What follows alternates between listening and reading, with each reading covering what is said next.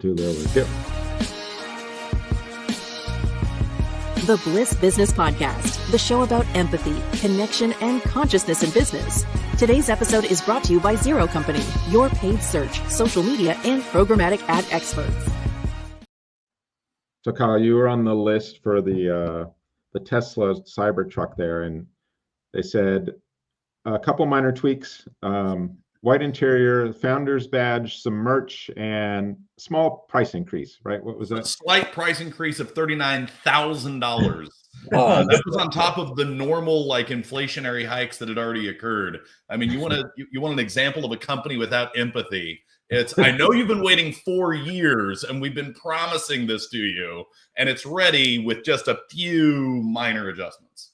You're like, nope, and you settle for the small one behind you there with it. That's exactly right. And I can control it, and it is electric, though. It takes batteries. That's nice. The one you can get for $39,000. That's correct. Welcome back to the show, everyone. I'm your host, Stephen Skash, joined by Mike Lusky and Tulio Siragusa. Today, we're excited to dive into a meaningful conversation about living a legacy through empathy, purpose, and mindfulness. And our guest is a leader dedicated to helping individuals and organizations build enduring legacies through intentional, purpose-driven work. Mike, introduce Kyle to everyone. Yeah, absolutely, Stephen. Happy to, because our guests, like you said, are in for a real treat this afternoon. So Kyle Gabhart is a seasoned leader, mentor, speaker, and strategist with really a passion for guiding organizations to align their actions with their purpose, right? Which is so key in I think, an organization's development. His work with the Bluegrass Legacy Group focuses on creating sustainable impact by integrating empathy, purpose, and mindfulness into leadership practices. So Kyle's it's a privilege to have you on the show with us today. Let's start off maybe with a little story, right? Sure. To get to the heart of your journey. So what inspired you to dedicate your career to legacy building through empathy and purpose? Yeah, I love that question. Thanks so much for having me on, and thanks for the opportunity to share a little bit about my perspective. My father and my grandfather were both selfless leaders. My grandfather was part of that greatest generation. He was a sergeant in World War II, served in the Philippines, Bronze Star, Purple Heart, the whole 9 yards. When he came back, he used the GI Bill to start a farm in rural Kentucky. Most people, they think GI Bill, they associate it with college, and for sure, that's the more common utilization of it. But post-World War II, it was a mechanism for being able to get low-interest loans and restart our economy. And so he used it to start a farm. And that's where my dad learned his old school values of hard work, discipline, treating people with respect. And they passed that legacy on to me. The legacy they gave me wasn't a giant pile of money, but instead it was values, and it was ideals, and it was about how you live and how you serve. And I saw my dad live that out so well throughout his life in so many different capacities. He served in Vietnam. He served his community, his local church. He volunteered for 20 plus years as the director of a summer camp in Austin, Texas. And so just the inspiration of what they started, the flame that they had lit, I didn't want to let it go out. And so I've picked that torch up and run with it the best I know how. Wow. Kyle, when we talk about legacy, it often conjures up images of kind of end results. But legacy is something we build on every day, right? How do you define living a legacy? Yeah, it's so true that there is that misinterpretation. So I'll tell you, I've had many opportunities in rooms as small as 20 people, as large as a few hundred, and I asked the question, what does a legacy mean? What does that term legacy mean to you? And when I ask audiences that, the most common answer, if this was Family Feud, the number one answer on the board is a legacy is something you leave behind. And I get it, right? Like, we're used to statues, and we're used to, dedicating wings of hospitals and libraries, and we think about money that gets inherited. And so we attach that concept legacy to something left behind, but it's problematic to exclude it to just that. Because if you're walking out the proverbial door and you toss that stack of possibly money, right, but also priorities and values and projects and passions, you toss that over your shoulder, then you hope that the next generation catches it.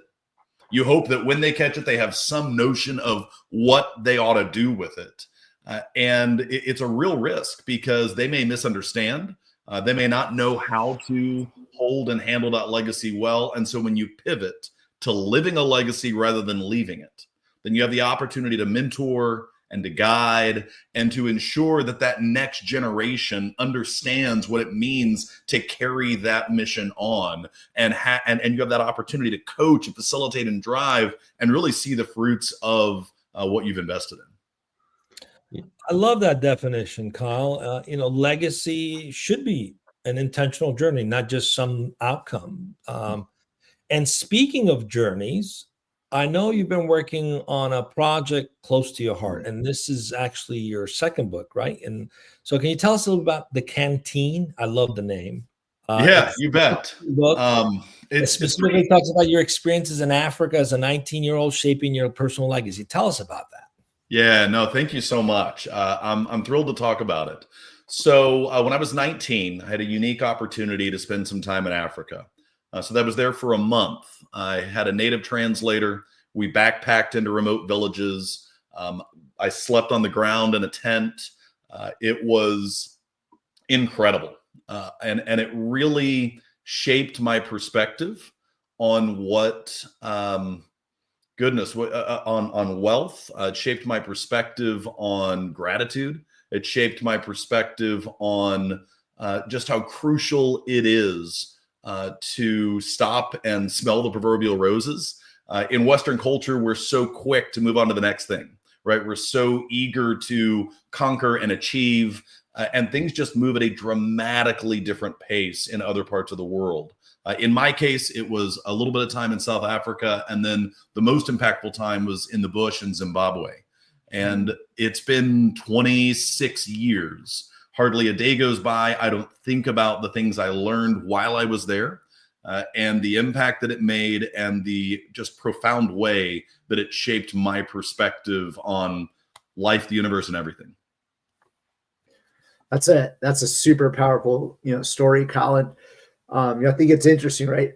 Your journey really resonates with a lot of folks that want to live a purposeful life, but they're sometimes unable to make that connection. They really struggle with, taking their mission and connecting with it. So when you think about the people you want to reach with the work that you do, whether it's clients or readers of your books, like who are they? What impact do you hope to have on their lives, and how would you like to help them? It's a great question. So the thing that is important to me is connecting with people that have a big heart and a big vision. There's enough books and there's enough programs, enough resources out there for people that want to achieve for the sake of achievement, right? People that want to level up, and more power to them. I think it's great to be progressing and improving oneself physically, financially, mentally. All of that's wonderful. But for me, I really derive a lot of satisfaction out of partnering with people that want to make a difference in their family, a difference in their community. They want to see a change occur in the society around them, and they want to be that change.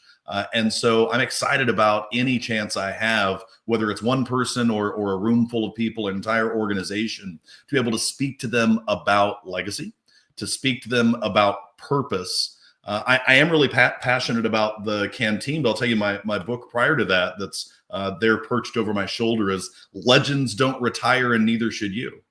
Our society has really sort of elevated this concept of retirement and encouraged a mindset of put your nose to the ground and for 30, 40 years, just accumulate this giant pile of dollars so that you can theoretically put it in autopilot and do nothing.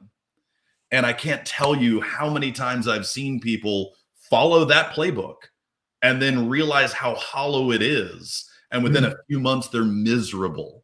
They've checked all the boxes. They did everything they were supposed to. And then once they get a hold of it, they're like, well, I don't know why I did this. I don't know what I'm supposed to do with myself now.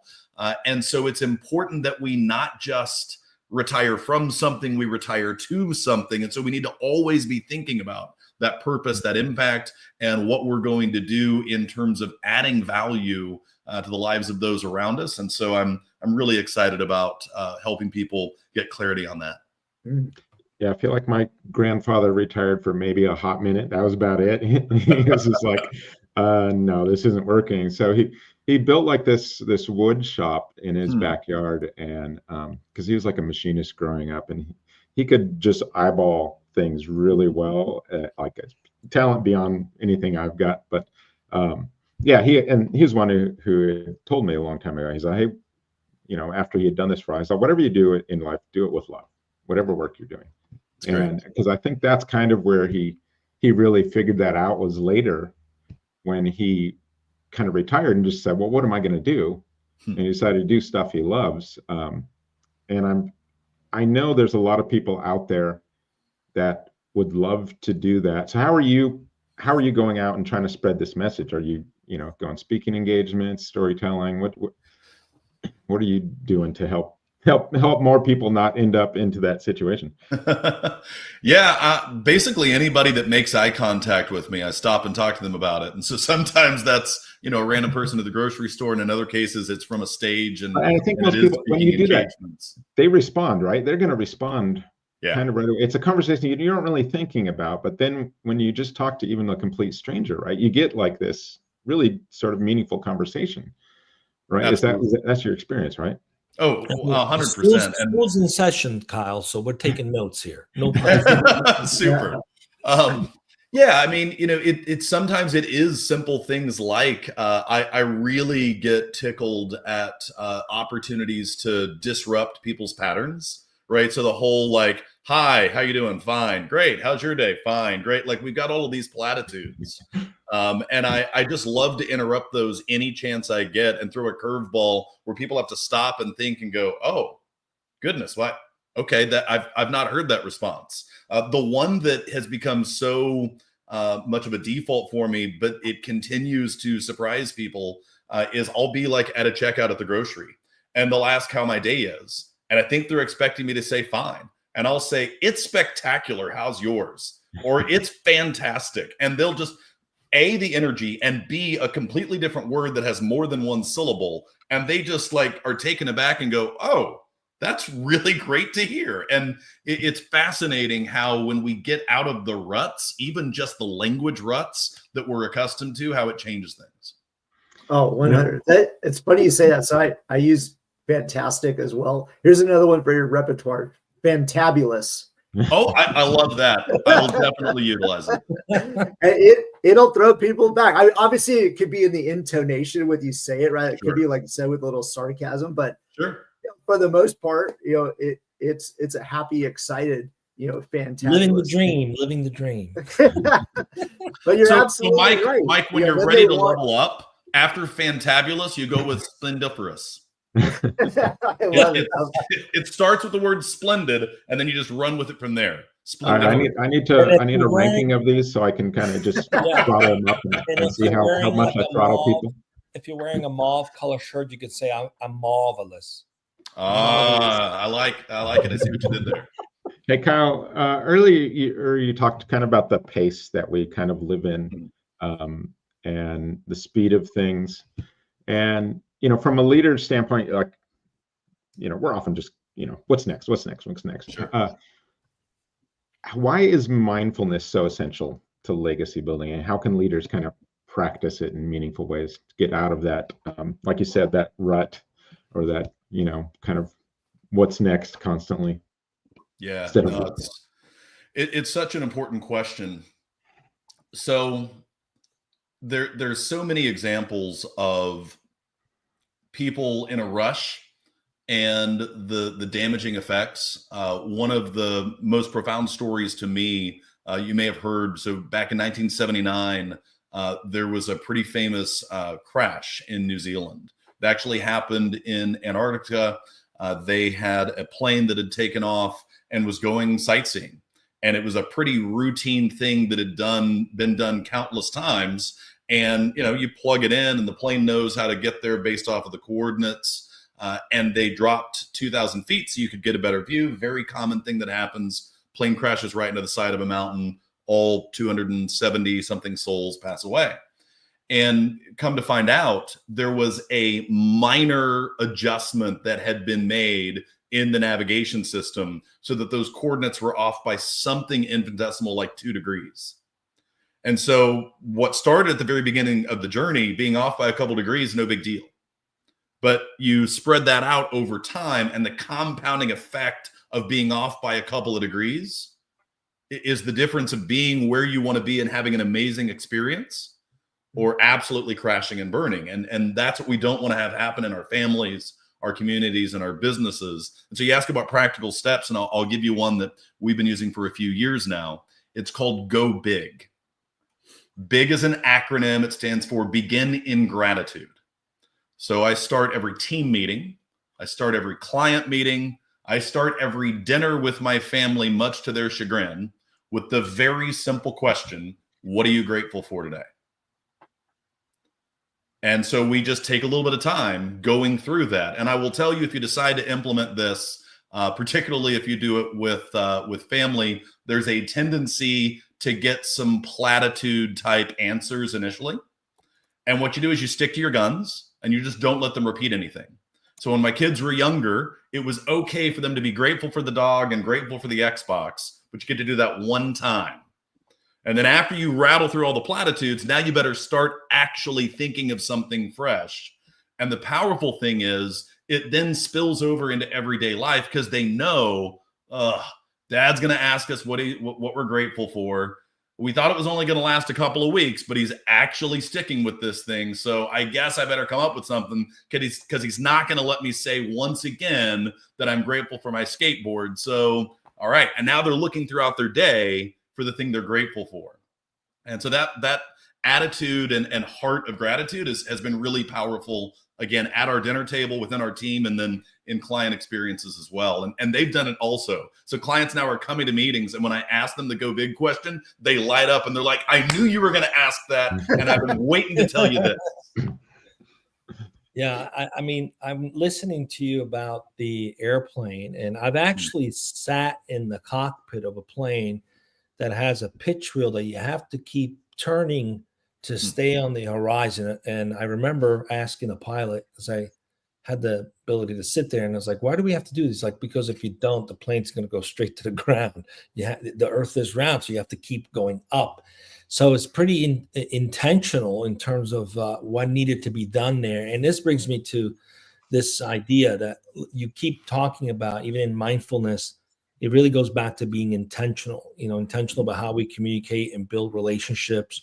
Your gratitude practice, that's intentional. It is a constant practice.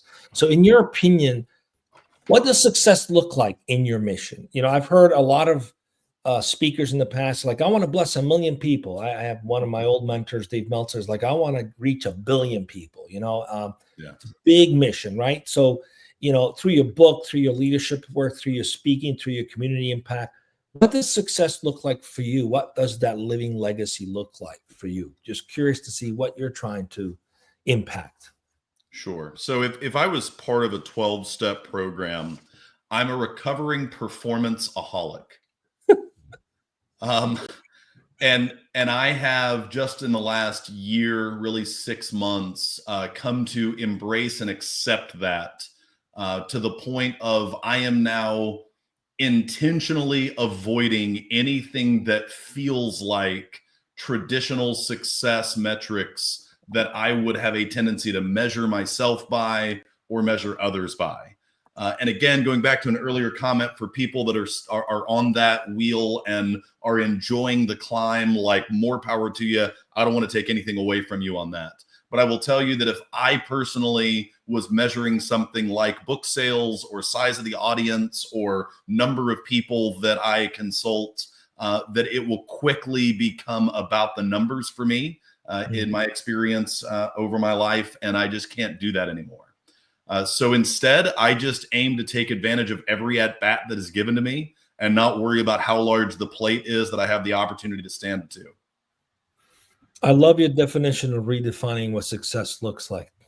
really resonates with most of us, with all of us here, actually. Yeah, I mean, we talk about it a lot. Like we're talking about, everyone's just focused on, monetary currency metrics, of some type, and this is all we're optimizing toward in business is this all the time, and it's never anything else. And so we totally understand. It's like, yeah, well, what are the love metrics that we can optimize toward versus I mean, here's an acronym, Bliss. Our whole show is about building love into scalable systems. Well, this is, and two, we brought this up, or Kyle mentioned this earlier about living a legacy. And this to me is really a way to kind of leave a legacy while you're, working on it, right? If I'm in the middle of doing some project at work, it's like, hey, how can we build love or empathy into this more? And if I'm successful at doing that, I can move on and do something else. But really, I've left a mark in a way, in a system, hopefully, where it's not just a random act of kindness. It's a repeatable, act of kindness in some way. And then I can move on to another one. And yeah, before you know it, I'm just building this legacy. I'm living this legacy, right? Yep, absolutely. Yeah, I've got to say, working for the agency, it's like an agency like none other that I've been. It's a great group of people. It just happens to be that we're an advertising agency, right? It's really, really, really cool.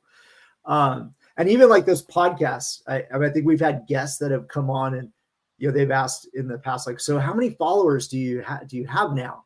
And it's like, yeah, okay, we've got a metric, but it's so much more satisfying when, we've had the podcast and there's just a one connection that's made, that's really strong, makes like all the difference in the world.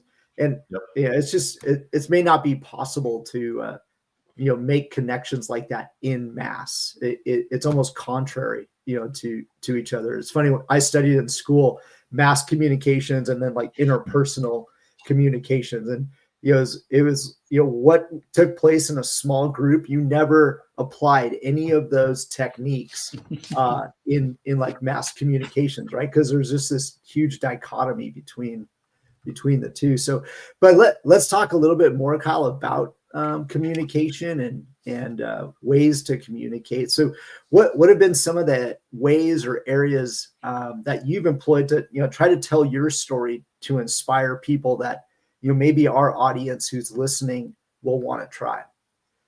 It's an interesting question. So, for me, it has really, I've found a lot of traction in forming groups that have a cadence to them where you can gain traction. And I'll give you an example. So back when I was building my business, I was pretty active in networking. And I would, go to all the chamber events and I would go to all of the happy hours and so forth. And initially, I was aiming for quantity. And I assumed, hey, if I just kiss enough frogs, I'll eventually find my prince. And there's a certain truth to that. Like there's the law of large numbers, and you'll find it over time. But after a while, I reached burnout, and the lack of depth in connection was pretty resounding. And so I went, okay, what I need to do is I just need to have fewer groups and go deeper into them. And I did that, and that was a little better. And then the next pivot was I need to be in the leadership of those groups. And that pivot was even better. And then I went, wait, no, I need to form the group. So I organized this group. We were meeting at 9 a.m. on a Thursday at a sushi restaurant. We'd have 40 plus people, 9 a.m. on a Thursday. We were meeting every week. People were raving about it. I kept the format different each week. And it wasn't just your standard, like, hi, my name is, and I'm looking for this week. Like, it was really shaking up the format, and people loved the event. And by the end of 9 months, I realized, I'm an event planner. And so it wasn't really what I was looking for, but I knew I was onto something. And my final pivot was, okay, it does need to be quality over quantity. It does need to be a group I form. It does need, to use the term earlier, be intentional. But what I actually need to do is have it be invitation only and make sure that there's natural synergy amongst the group. Because when it was an open forum, not only was the 40 plus people a problem, but you had everybody from like roofers to accountants to somebody that started a business out of their trunk of their car last weekend, somebody else selling potions and lotions and candles. And if you don't have enough synergy, then you just can't get traction. And so my pivot then was to, okay, I want people at relatively similar stages of life. We need to have some common core values. I don't want someone who just started their business yesterday, but I also don't want someone who's fat, dumb, and happy and at the end of their career. We need to have people like all driven and growing. We need to be aiming for the same types of clientele. And so as I created that very intentional group, the synergies were natural. The referrals flowed effortlessly. And what started out as a purely professional meeting that was happening twice a month has been going on 8 years. And about 60% of the time, we end up talking about stuff going on in our personal lives. And then the other 40% of the time, we're like, oh, I guess we could talk about business too. Yeah. Let's get back to that part. So It's been pretty special to watch that cadence and that evolve and it maintained even through COVID and the lockdown. Wow. What a great way to build strong community. And it's funny, right? Because there's so many ways to connect these days, social media and over Zoom. But it seems like that in person, it can't be beat, right? Yep, agreed.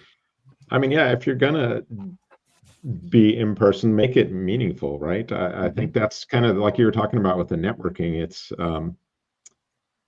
it's one of those depressing things for a lot of people to go to these events because, like you said, it's just this very surface level approach. You leave with a stack of business cards and you can't remember anything about anyone. Right. I got to tell you, I've had that challenge in terms of going to these events and being metrics driven. Like, I got to get something out of this. Right. And I shifted from the metrics of like, I got to get X amount of cards, connections, to going with the intention of learning something new. I like that. And it never fails when you go there to learn something new, because then the relationships are more intentional. I'm trying to learn something. I'm talking to someone because I'm curious.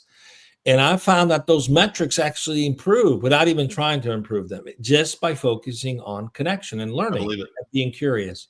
So just a small context shift can make such a huge difference, where the intentionality is about relationships and connection and learning and growth.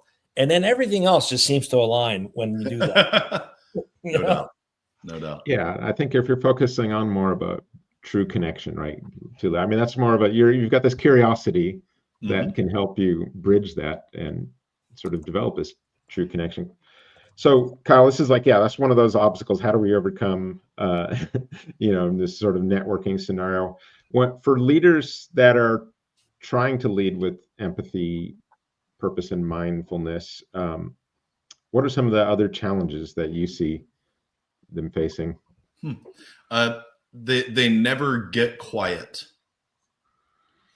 So years ago, started a routine that's been really, really helpful for our business and ultimately for our family, which is, in addition to an annual kind of review of how things went and framing up the game plan for the next year, I do a quarterly retreat. And currently that quarterly retreat is with myself. I've considered expanding that to my leadership team as well. But right now it's just something that I do. And it's sort of a miniature sabbatical, if you will. And I spend the first day just wrapping up loose ends and letting go of and delegating everything that I was still holding on to, so that I can go into the rest of the retreat with an open mind. And then I can start the next morning, like actually delving into, how did this past quarter go? Are we on target with what we're looking for? What are we aiming for in the next quarter? Then I have dinner with my wife and I give her kind of a state of the union of where the business is at and where finances are at and where, I feel like we need to pivot or adjust or align. And so it's just a really, really powerful several days to reflect, to get quiet, to listen, to journal, to spend some time away from the noise and review what's going on professionally, but equally personally. And so I've made that a constant discipline that I maintain. And then within my team, we actually require a 1-month sabbatical every 4 years. So you are required to leave.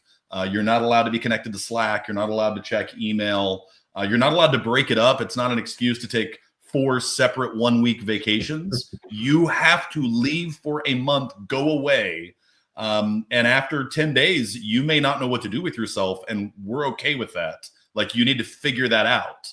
All right, tell me more about very this. European. That's very European, Kyle. Very European. What are they commonly doing on this sabbatical? Oh my goodness. So typically, it starts off with some type of extended vacation, and then going back to the legends don't retire thing, they realize, gosh, that's a little more hollow feeling than I thought. I figured I could golf all day for a month. I figured I could fish every day. And then they realize, yeah, that was kind of cool for maybe 2 weeks. And then they have to find themselves in some way, get a hobby, go for a walk, pet puppies. Like, I don't know, it's different for each person, but we do not want to hear from you for a month. And that is intentionally for the individual to grow, but it's also intentional for the business to grow, because the business shouldn't be dependent on a person. It should rely on roles and systems and processes. And if we see a bunch of stuff is stacking up at Sally's desk, that's a clue to us that there's something inefficient in the way we've built things, that we're so reliant on Sally pushing certain buttons or generating certain reports or doing certain activities. The business needs to get smarter and stronger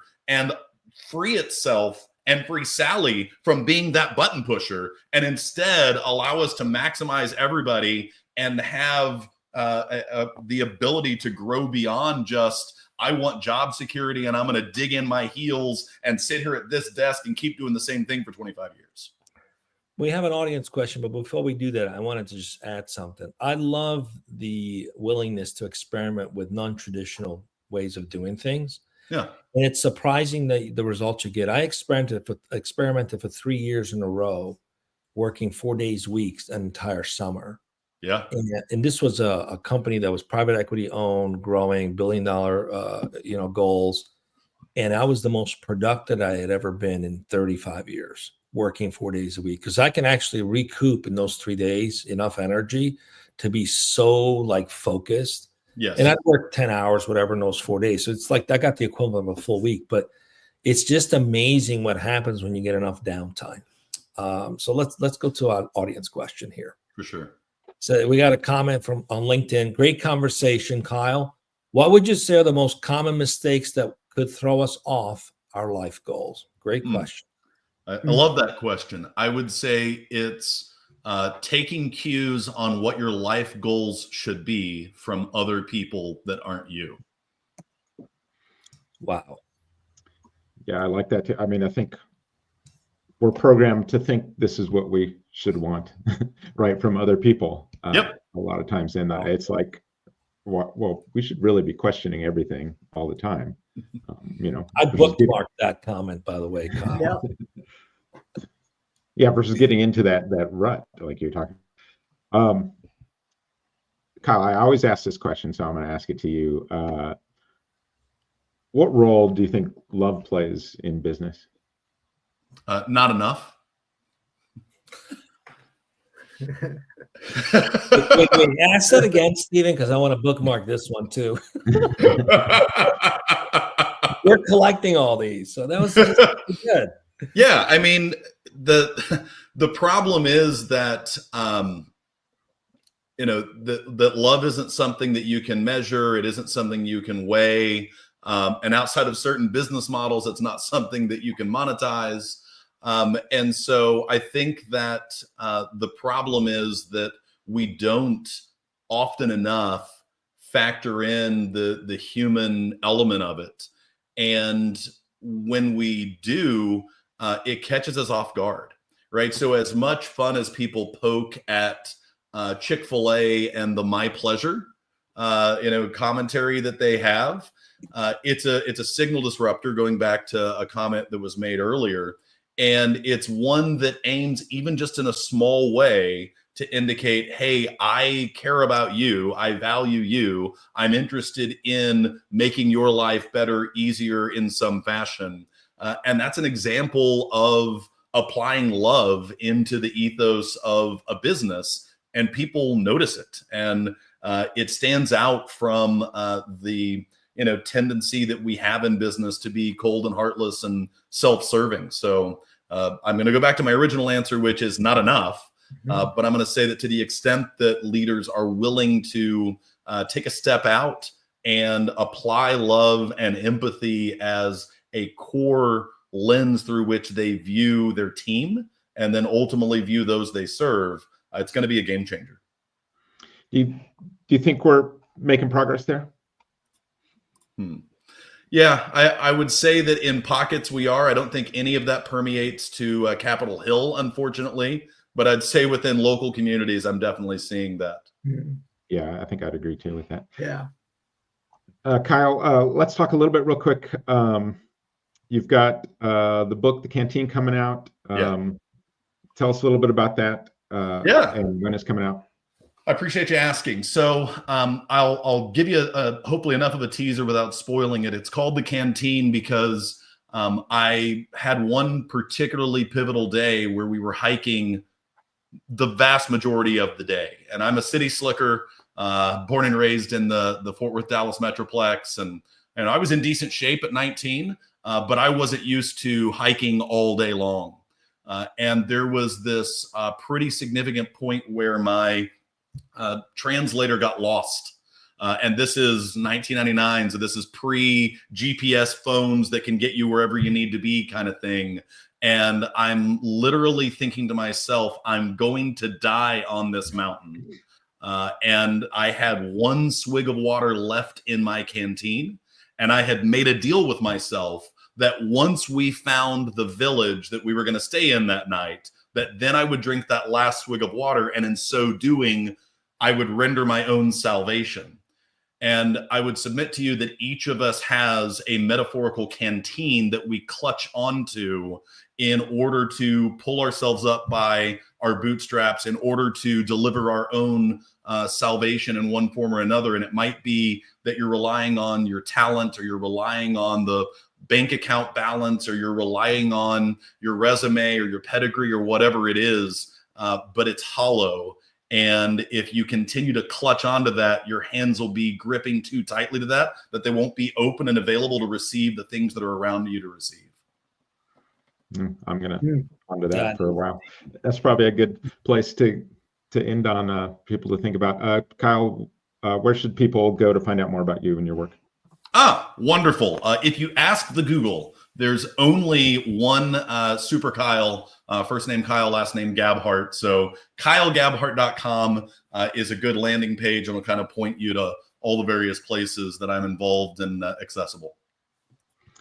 Thanks again, Kyle. And thank you to our listeners for joining us. Be sure to tune into more conversations that inspire growth, connection, and a lasting impact. And we'll see you on the next Bliss Business Podcast. See you.